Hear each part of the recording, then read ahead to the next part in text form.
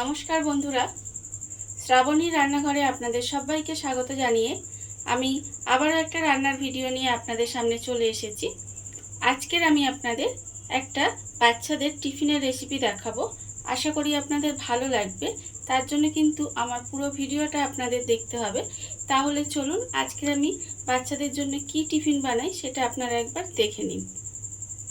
টিফিনটা বানানোর জন্য আমি এখানে প্রথমে গ্যাসটা অন করে একটা কড়া বসিয়ে দিয়েছি। এবারে কড়ার মধ্যে দিয়ে দেব আমি প্রথমে অল্প সামান্য একটু সরষের তেল। এখানে আমি ছোট চামচের 1 চামচ পরিমাণে সরষের তেল দিলাম। এবারে তেলটা একটু গরম হতে দেব। আমি এখানে বাচ্চাদের জন্য রুটি তরকারি বাচ্চারা দেখবেন খেতে চায় না। সেক্ষেত্রে বাচ্চাদের যদি এই রুটি তরকারিটাই একটু অন্যরকমভাবে বানিয়ে দেন তাহলে দেখবেন তারা কিন্তু খুশি মনে খেয়ে নেবে। আমি আজকের এই রুটি তরকারিটাই একটু অন্যরকমভাবে বানাবো। তাহলে দেখুন আমি কিভাবে বানাই এটা। আমার তেলটা এখানে ভালোভাবে গরম হয়ে গেছে। এইবার আমি তেলের মধ্যে প্রথমে দিয়ে দেব অল্প একটু গোটা জিরে ফোড়নে দিলাম। গোটা জিরেটা একটু ভাজা ভাজা করে নেব। গোটা জিরেটা তেলের মধ্যে দিয়ে আমি একটু নেড়েচেড়ে ভাজা ভাজা মতো করে নিয়েছি। এইবারে আমি এর মধ্যে দিয়ে দেব আলু। এখানে আমি আলুগুলো কিন্তু একদম ছোট ছোট করে কেটে রেখেছি। সেই আলুগুলো আমি এর মধ্যে দিয়ে দিলাম।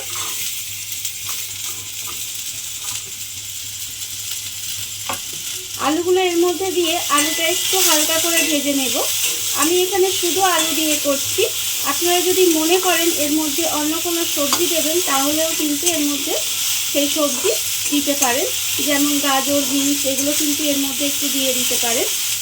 এবারে আলুটাকে হালকা করে একটু ভেজে নিয়ে আমি এর মধ্যে দিয়ে দেব আন্দাজ মতো নুন। নুনটা দিয়ে আবারও কিন্তু আলুটা আরেকটু ভেজে নেব। নুনটা দিয়ে আমি আলুটা আরেকটু ভেজে নিয়েছি। এইবারে আমি এর মধ্যে দিয়ে দেব 1/4 চামচ মতো হলুদের গুঁড়ো আর দেব এখানে 1/4 চামচ মতো লঙ্কার গুঁড়ো। যেহেতু বললাম বাচ্চার জন্য বানাচ্ছি সেই জন্য কিন্তু লঙ্কাটা আমি এখানে গুঁড়ো লঙ্কাটা কম দিয়েছি। আপনারা কতটা ঝাল খাবেন সেটা বুঝে কিন্তু গুঁড়ো লঙ্কাটা ব্যবহার করতে পারেন। এবারে আমি এর মধ্যে দিয়ে দেব জল। এখানে আমি খুব অল্প সামান্য একটু জল দেব। আলুটা সেদ্ধ হওয়ার মতো একদম অল্প একটু জল দিলাম। দিয়ে এবারে গ্যাসটা কমিয়ে ঢাকা দিয়ে আলুটাকে আমি একটু সেদ্ধ করে রান্না করে নেব। আলুর তরকারিটা আমার এখানে হয়ে গেছে। এবারে এই তরকারিটাকে এইভাবে একটু শুকনো শুকনো করে নেব। আর শুকনো শুকনো করে নিয়ে ঢেলে নেব। আমি ঢেলে আলাদা করে রেখে দেব। তরকারিটা আমি এখানে আলাদা করে ঢেলে রেখে দিয়েছি। আর অন্যদিকে দেখুন আমি 1 বাটি আটা নিয়ে নিয়েছি। এটা কিন্তু নর্মাল আটা, মানে যে আটা দিয়ে আমরা রুটি বানিয়ে খাই সেই আটাটাই আমি নিয়েছি। আমি এখানে আটা নিয়েছি, আপনারা চাইলে কিন্তু ময়দাও নিতে পারেন। এবারে আটার মধ্যে আমি দিয়ে দেব অল্প সামান্য একটু নুন। অল্প একটু নুন দেব, আর কিন্তু কিছুই দেব না। দিয়ে এবারে নুনটা খুব ভালোভাবে মিশিয়ে নেব। মিশিয়ে নিয়ে এবারে অল্প অল্প জল দিয়ে আটাটাকে মেখে একটা ডো বানিয়ে নিতে হবে। অল্প অল্প জল দিয়ে মেখে আমি দেখুন আটাটা কিন্তু একটা ডো বানিয়ে নিয়েছি। এটা খুব ভালোভাবে মেখে নিয়েছি। এইবারে এর থেকে আমি লেচি কেটে নেব। এখানে আমি 2টো লেচি কেটে নিয়েছি। লেচি দুটো আমি এখানে কেটে নিয়েছি। আর অন্যদিকে দেখুন গ্যাসটা অন করে কিন্তু আমি একটা চাটু বসিয়ে দিয়েছি। চাটুটা যতক্ষণ গরম হবে ততক্ষণ আমি এখানে অল্প একটু আটা নিলাম। নিয়ে এই লেচিটা থেকে রুটির মতো বেলে নেব। রুটির মতো আমি এখানে বেলে নিয়েছি দেখুন। এবারে এই রুটিটাকে চাটুর মধ্যে দিয়ে দেব। দিয়ে একটু প্রথমে এপিট ওপিট সেঁকে নিব। রুটিটাকে এপিট ওপিট করে আমি একটু সেঁকে নিয়েছি।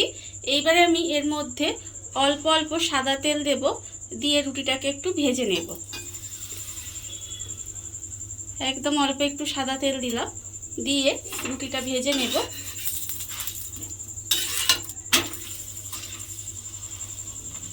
রুটিটা আমার এখানে ভাজা হয়ে গেছে। এবারে রুটিটা কিন্তু আমি তুলে আলাদা করে রেখে দেব। আর আবারও কিন্তু ওই লেচিটা থেকে রুটি বানিয়ে ঠিক একইভাবে ভেজে নেব। রুটি দুটো আমি এখানে ভেজে নিয়েছি আর তরকারিটাও কিন্তু আমার এখানে একটু ঠান্ডা হয়ে গেছে। এইবারে আমি এরকম একটা ফয়েল পেপার নিয়ে নিয়েছি। নেব প্রথমে রুটিটা, একটা রুটি নেব। একটা রুটি নিয়েছি, নিয়ে এবার আমি এর মধ্যে তরকারিটা দিয়ে দেব। দেখুন এইভাবে লম্বা লম্বি বরাবর তরকারিটা দেব।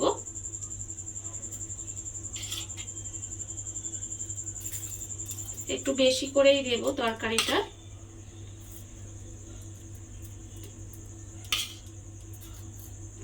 এইভাবে তরকারিটা দিয়ে দিলাম। এইবারে আমি এর উপরে দেব, দেখুন, টমেটো সস। এর মধ্যে টমেটো সস দিয়ে দিলাম। এবার উপর থেকে দেব ঝুরি ভাজা। এইভাবে সুন্দর করে ঝুরি ভাজা দিয়ে দিলাম।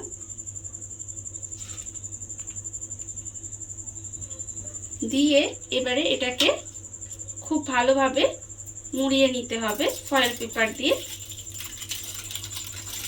ঠিক এইভাবে রোল করে দেব। দেখুন